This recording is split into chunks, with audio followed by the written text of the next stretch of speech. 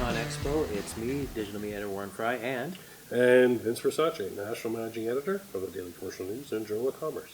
and it's been another busy day. I did a couple of interviews, but Vince, before that, we did a sort of internal thing, which had us showing off all the equipment and other such gear. And you did a photo walk that. Well, anyway, I'll let you explain what happened. Yeah, no problem. Yeah, so for our listeners, within Construct Connect, we have a content team that's spread across North America, and the content team does it has different functions within it.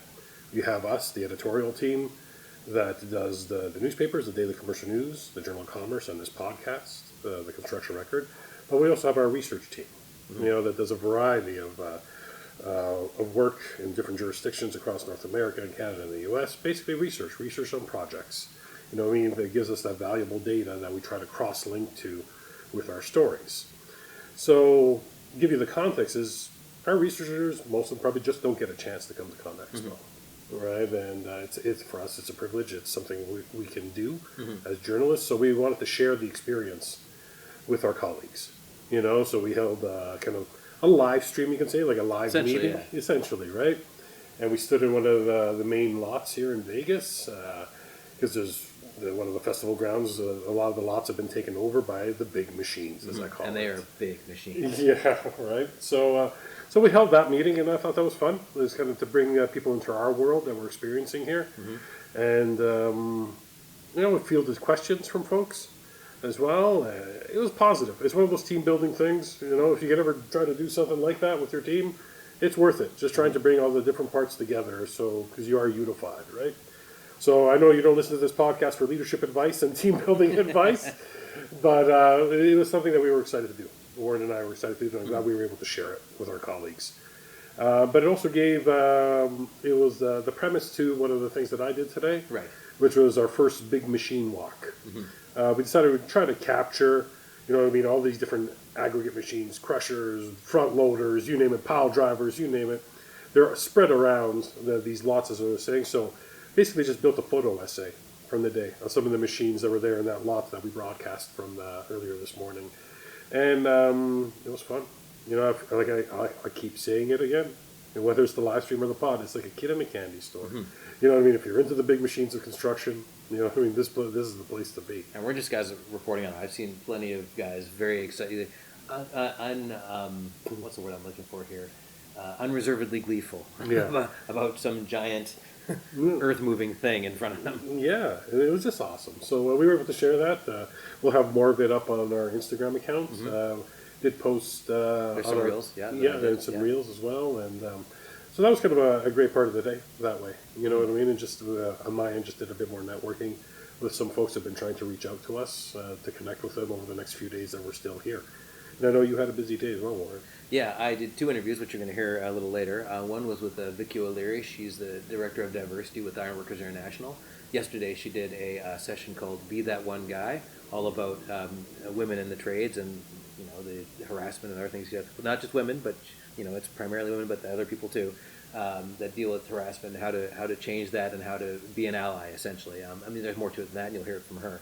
And I also did an interview today with John Gaal from the Missouri Works Initiative and Beyer from Holmes, Murphy & Associates. They did a session on opioids and construction. They went into great detail, and I kind of knew a lot of this from the BC side of things because I've done reporting on it for the last few years. But there's a whole other aspect to it in the States that I wasn't aware of. Like in the 90s, I will let them explain it, but in the 90s there was sort of deregulation, and politicians at a local level sort of wanted to get the CDC to sort of ease off. And once they did, that didn't help with the rise of opioid use generally. And then construction's got a bunch of other factors that are no different down here than they are up in Canada. More injuries, more male-dominated, less likely to seek help, that kind of stuff, all of which they cover in this interview. And it's quite interesting. And they get into personal detail, which is interesting as well. Well, we found that that's a powerful topic. Those of you that have been following us for the last few years through our publications on the pod, we did a really expansive series called Cracks in the Foundation. It's about substance use in construction. And we learned a lot about the context of the use in Canada, and we did touch on some stories that were American in that series. So I'm really happy you did that session today. Yeah, This is the type of intel that's just valuable. You know, it doesn't matter whether you get at CONEXPO or another conference somewhere else. The industry needs to hear these stories, right? Because, yeah, go ahead. And as you'll hear in the interview, I had them give their emails at the end so that anybody who's listening and, you know, is looking for help or just needs or is in a leadership position at a company and is like, well, how can I improve this and then make things safer for my employees who might be going through this? They are there to help you. And you had another thing that was pretty top of mind. The new infrastructure bill here in the States. Right. Something you were able to connect on today too, right? Yeah, by a shattering coincidence, the guy who did that session yesterday, which I wasn't able to attend, he's friends with these guys, so he happened to be in the back, and I'm like, oh, that's the guy I need to talk to. So I talked to him afterwards, and that'll be going on in the next couple of days. And he was talking about the Infrastructure Act and safety. And one thing you don't think about, because ARTBA, which he's a part of, they were looking at safety. How incidents have increased in the last few years and how that's going up on a curve. And then that's before all this extra work comes in, right, with less people in it. And so they want to make sure, and actually the Act does have provisions for some of this stuff with safety. Like they designed it so that, okay, we're not going to just, you know, here's the work and, you know, down the torpedoes. There are safety measures baked into the actual Act itself.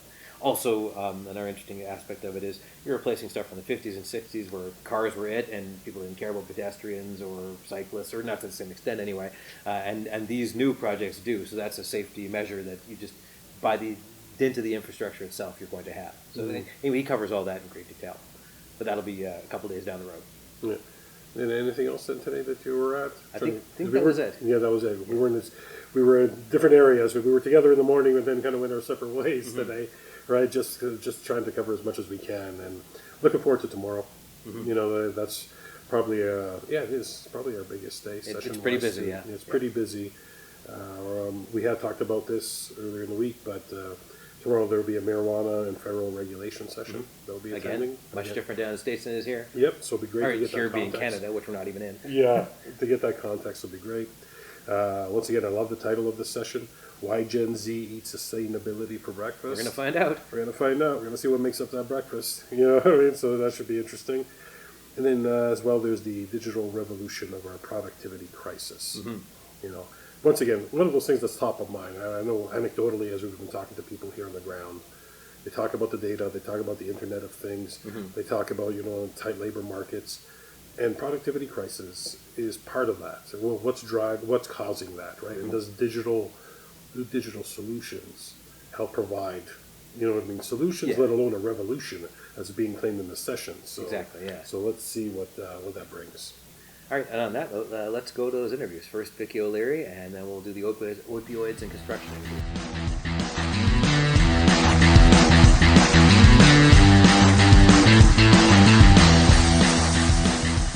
Vicki O'Leary is with the Ironworkers International. You're the Director of Diversity, right? That's right. Maybe we could start with that. You gave a whole bunch of reasons, we all should know this anyway, but why diversity is good for the industry. Well, because we're 51% of the population, number one. Number two is that there's not enough white men to do all the work that we have coming. So we're going to have to start looking at a different way to do business, and that's with women and people of color.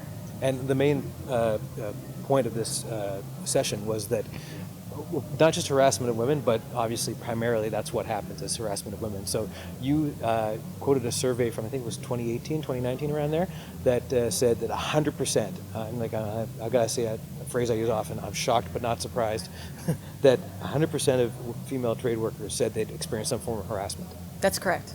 And you also said there are, gave the 4 or the 5 Ds, which are what you're supposed to do to intervene, and that's maybe right. you could explain what those are. So there is directly, where you directly talk to the person who's being harassed and tell them to knock it off, or you know, whatever. And then there's distract, and that's by going up and saying, hey, they need you over there, just getting that victim out of the way of that harassment. And then there's delay, and that's coming later and asking, or just checking in and making sure that they're okay, seeing if they want to have coffee. Another thing you said is the conditions on sites are not amenable. I mean, everybody knows about the lack of PPE that fits, but besides actual harassment, there's other things like bathrooms and such that aren't optimal, let's say. Bathrooms are generally for women. They're either put all the way across the job site, which means we have to take longer to go to the bathroom, and then we're ridiculed because we're gone too long. And then once a month, we have that biohazard situation that we need to take care of. And it would be really nice to have a clean Porta-John to go to that's just for women. We've actually heard of some companies now that are stocking them with the supplies that we need and handy wipes and that sort of thing, which that tells me that's a company that really cares and wants to keep the women that they have on the jobs. And you've pointed out that's not just for women, that's for anybody. Like a gross bathroom is a gross bathroom. That's right. I mean, we don't want to take conditions away from men by slapping a lock on one of the bathrooms that the men have. Just get another bathroom, or two, or three, just so that there's adequate bathrooms for everybody. You also point out this isn't, I mean, yes, it's primarily about women, but it's also about the weakest link or the perceived weakest link on that, who could be a man on that site. Most likely is, because there's, in the Ironworkers, it's 98% men and 2% women. So it's predominantly men on those jobs, and there is that weakest link, or at least the one they conceive to be the weakest link on every job. And that's the one they beat on and they continue to harass and bullying. And how much of this is, I mean, I'm sure there is a component of physical harassment. How much of it is physical and how much of it is verbal and bullying and that It's kind of more thing? verbal and microaggressions that, you know, when you're dealing with them day after day after day, it might not be the last thing that they said that broke the camel's back, but it's been those micro inequities over time that have just completely got you mind blown. And you also, well, the name of the program and of the session is Be That One Guy. Maybe you could explain, because you gave the background at the beginning about how that came about, and it's a sad story, but it did bring this program.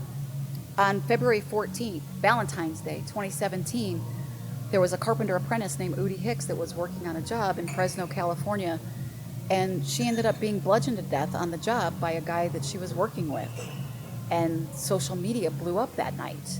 And in talking to women, when I asked them, have you ever been afraid on the job other than the actual work that we do? And it was a resounding yes. So then later that night, in speaking to two ironworker women on a conference call, I asked them, why couldn't there be that one guy on this job that could have kept her from being bludgeoned to death? And one of my friends said, that's it. And I said, what's it? And they said, be that one guy. That's what we need, is a program about Be That One Guy. So yes, it does have a gendered name in it, but it's really non-gendered. We want everybody to be that one person, but that's how it came about. So yes, the funny name program, but I think still really important and good stuff. I mean, that doesn't hurt to remember the name, too. Right, right. But you also said, at root, this is a cultural problem. That's right. Yeah. We need a cultural shift in construction work. And it's not just the ironworkers. I'm just very proud, though, that the ironworkers are willing to stand up and say, we know there's a problem, and we've got to fix it. Off mic, you were talking to a co-worker who said that COVID really didn't help with this. So have you seen progress, and how much did COVID have stopped that progress? Oh, in its COVID tracks? just sidelined everything, because you really can't change hearts and minds over a Zoom call. You need to be in person, and you need to feel the passion that I feel for this program in order to get how important it really is.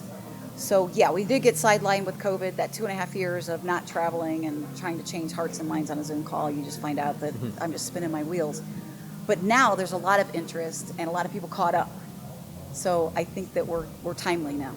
And do you find with a younger generation coming into construction and I think you quoted LGBTQ and minority people as well, or sorry, racialized people, they presumably come in with different attitudes that might change things? Absolutely. I have so much high hopes with the next generation coming into construction, because they're not all about themselves. They're more about the betterment of everybody.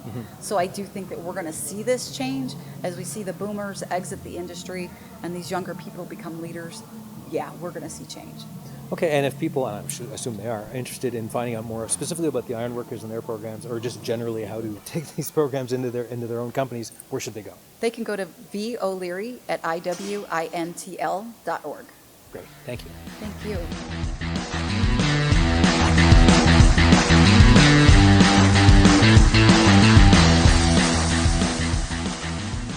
May I have? Cal Beyer. I'm the Vice President for Workforce Risk and Worker Wellbeing for Holmes Murphy. And John Gaal. I am the Director of Worker Wellness for the Missouri FL-CIO's Missouri Works Initiative. And they just did a presentation at CONEXPO called Opioids in Construction. And let's start, John, with something you said, which I hadn't really thought about, but the root cause of this was, I guess, deregulation in the 90s, you were saying. The CDC took pressure from politicians. So maybe you could explain better than I just did. Yeah, so if you look at a lot of the stories that kind of try to explain the timeline, they often refer to it as the three waves of how we got to where we are. And as I mentioned, I think we're in a fourth wave right now. But nevertheless, the way that it was explained to me and what I've read about is essentially in the early 90s, many of the politicians would leave D.C., go back to their home areas for a week or two, and often would do a town hall meeting. And a consistent message that they were getting from their constituents was this issue of pain in America. And as more and more of them got back to D.C. and started discussing this, more and more pressure got put on different agencies, including the CDC. And the CDC basically used to have what we call go low, go slow policy, because 40 years ago, doctors were taught that you don't use opioids for acute pain. Excuse me. You don't use opioids for chronic pain, I'm sorry. Yes. However, the pain issue, the quickest way to, in their mindset was they needed opioids to get out of that conundrum of pain. And what we found out was that it only caused more problems, and there's a whole storyline beyond that. So, Right. And Cal, do you have anything to add to that? No, I love how John wove that in. I think these three waves are really important for people to realize. We're in a really treacherous wave right now with the synthetic opioid, especially fentanyl. Yeah, you pointed out that and carfentanil, which I didn't know was for tranquilizing like an elephant or something, but that's in the supply now. It can kill people. I think the way you put it was somebody put out grains of salt, and 1 grain could kill 250 people that's what in the a room. DEA agents explained to me about 5-6 years ago. Yes. Which is terrifying. Terrifying. But one of the root causes of this is where construction comes in, is there's just more injuries in construction, so more opioids were being prescribed. That's a fair assessment, and the data from the CPWR does prove that. 34% of construction workers have at least one musculoskeletal injury, and the more musculoskeletal injuries or chronic injuries, we get a higher increased likelihood of opioid prescriptions. And you also said it's a cultural thing, not just the macho, I have to fight my way through it thing, which in Canada we have a similar opioid crisis, especially in construction. Yes. Same basic root causes of cultural, I have to fight through it. But you also said no health benefits. People, maybe they're working part-time or something, they don't have access to a health plan. There are, the example I gave today might have pertained more to Hispanic workers. Okay. Who don't always accept health benefits. Right. Or may not have health benefits available to them. Across the board, our industry does have really good benefits. It's just the hours of operation don't fit the construction work cycle. Right. Many people live far from where they work. They've got long commutes. They work all day. We've got scheduled and unscheduled overtime. Most medical facilities aren't going to have after-hour offices. And so that was a real hardship. So when someone did go in, you could tell they were going to get a prescription, because it must be bad if they need to play through the pain, because they're not getting paid if they're not working. And you also said presenteeism is part of this. Like they fight through the chronic pain. They're on opioids to begin with, which is going to affect how they perceive things. And then they're there, but they're not there. Well, with regards to presenteeism, I often say I would rather see absenteeism. Right. Because when they're not on the job site, they're not a safety hazard.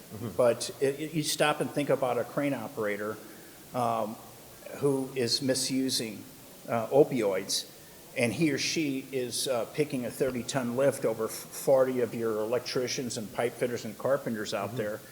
You need their mind to be on that lift and not on their divorce or their kids' play or whatever it might be that is distracting, or maybe, who knows, their next fix. Yeah. Right? So it's really a struggle to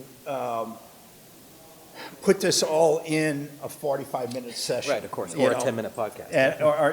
Right. And so we're hitting on the highlights. I think that the fentanyl issue has really raised its ugly head, at least since 2017. But if you look at you know, you look at some of the data out there, it's really been around since the late 10, 11 time frame. So it's just hitting different areas. Like right now, you know, more and more like the xylazine and the nizazine, those are starting to hit other areas sooner than, you know, maybe on the coast Right.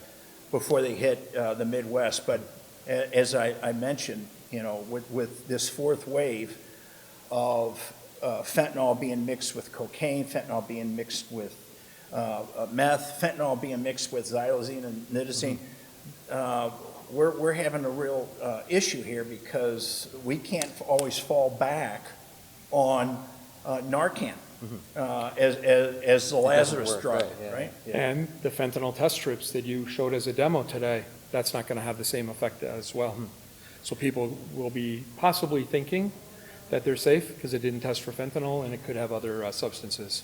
And another thing you mentioned, which I hadn't known about, was the diversion factor, where people use, say, 20 pills out of the 60 they're given. Those other 40 pills go into the supply, and they get sold for a ridiculous amount of money. So either people are buying these pills, or they're going for street drugs because they're cheaper, right? Or they've just run out of prescription themselves. And it's going to feel safer if you get that from someone you know.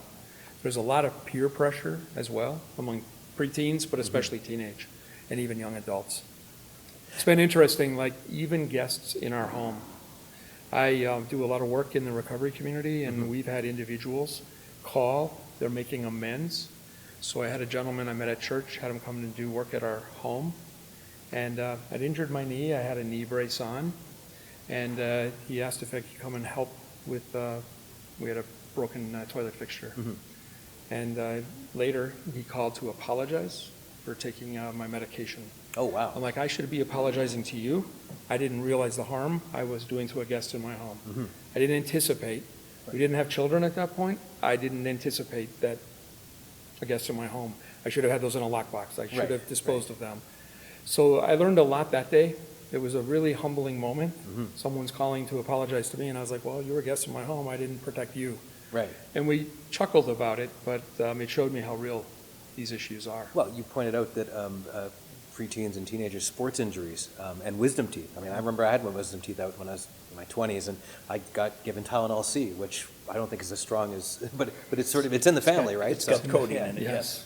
yes. So yeah, So that's where it starts. actually, with my sons, when they had their wisdom teeth pulled, and she went to pick them up at the dentist, they said the doctors needed 2 scripts, and you know, one was for something and one was for painkillers, and she said, which one should we take? And essentially, the nurse said, this is the real good stuff.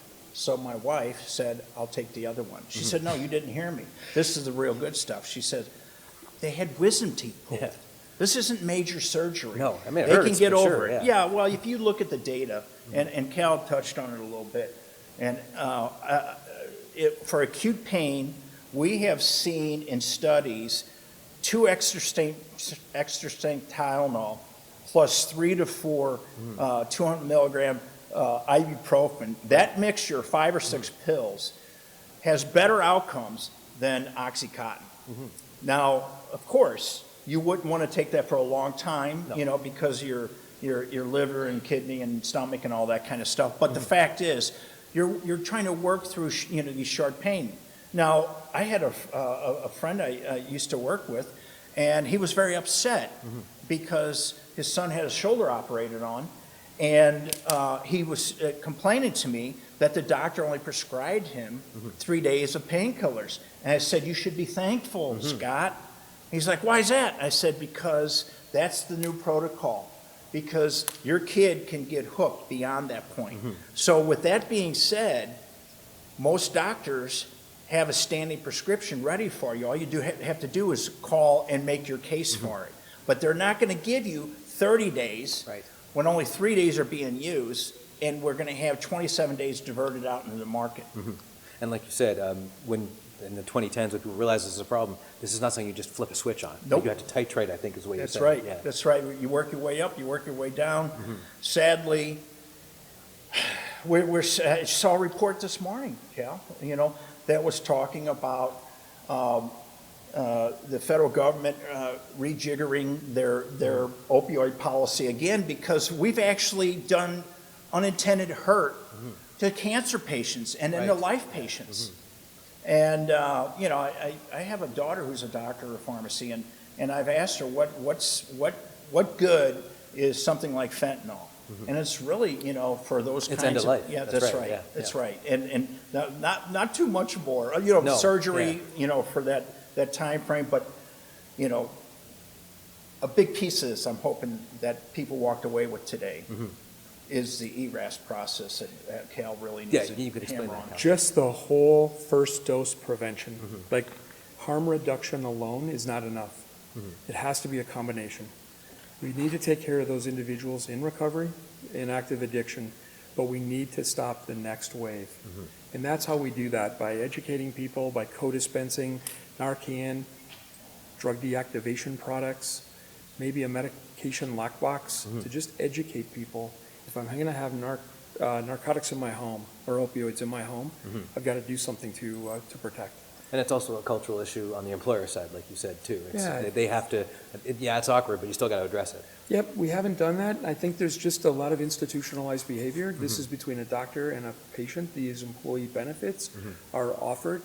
It feels like an intrusion. There are many employers who don't feel like it's their domain.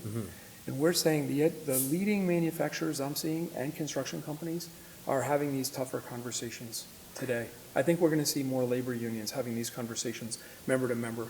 Some are doing it through member assistance programs. That's not going to hit everybody, but this is what we need, is a radical change. We need to change that approach. Focus on education, focus on outreach, focus on resources, and then give people practical tools.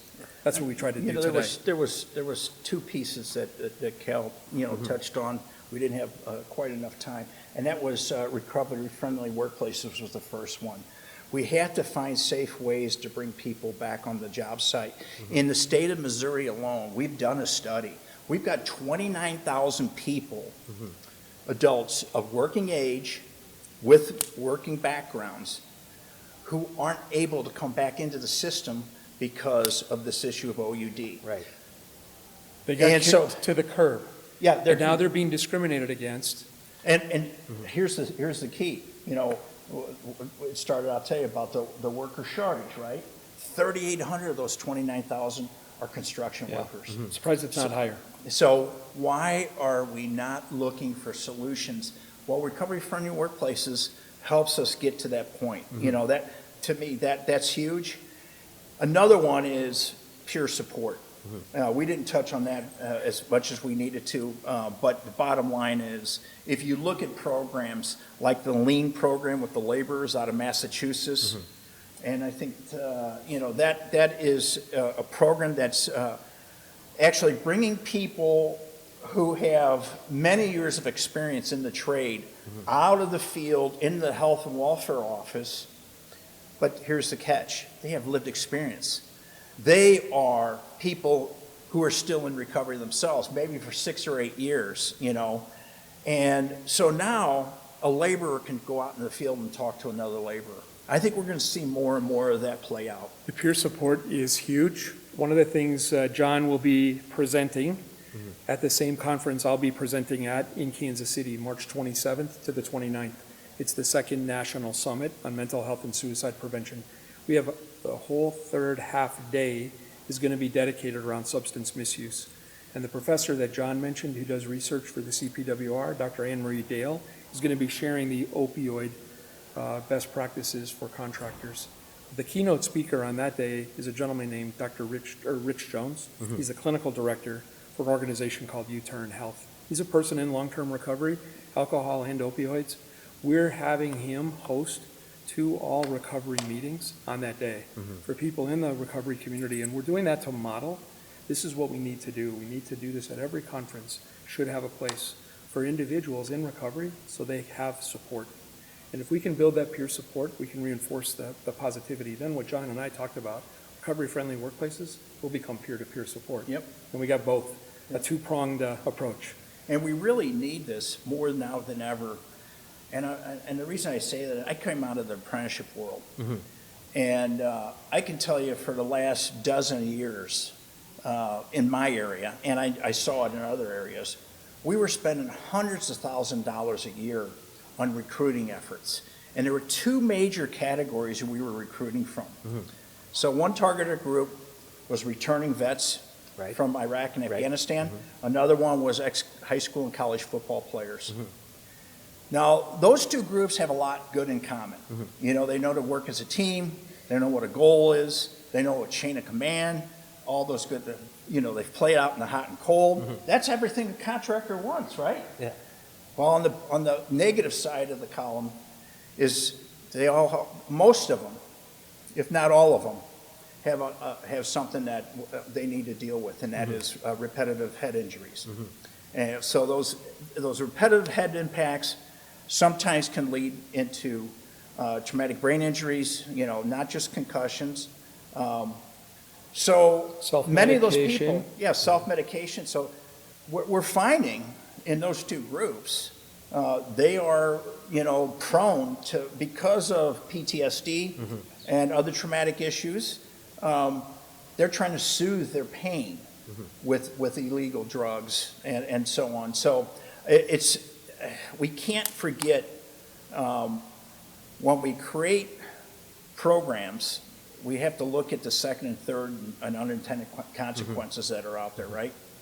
That would be true harm reduction. Yeah. It would be true primary prevention, and we need to have both strategies in mind. Now, I imagine anybody listening to this who needs help or is just interested in the topic at hand, they'd want to be able to contact the two of you. So how would they best be able to do that? Oh, yes, definitely. So you can reach out to me. The best email you could use for me is John Gaal, JOHNGAAL, at moaflcio.org. Okay. So John Gaal at moaflcio.org. Okay. And I want to let people know about 988 in the United States, 3-digit number. There's also a number, crisis text line, 741-741. That works in Canada and the United States as well. You also have Crisis Services Canada available, so help is always available. There's other resources as well, but my name is Cal Beyer. My best email is cbeyer at Holmes, HOLMES, Murphy.com. Great. Thank you, guys. Thanks a lot, Warren. Very much. Thanks for having us. Thanks.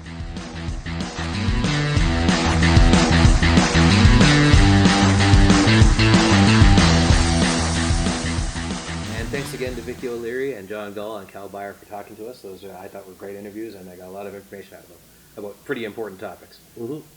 And for us too, today was interesting. We started to do the groundwork for a special feature podcast that's going to be dropping next Tuesday. It's a podcast about Takeoff Boost, which is an innovation our company is bringing to the industry. It was released. It's been featured heavily at our booth here at CONEXPO, at the CONEXPO-CON booth, which is in the North Hall, N11076.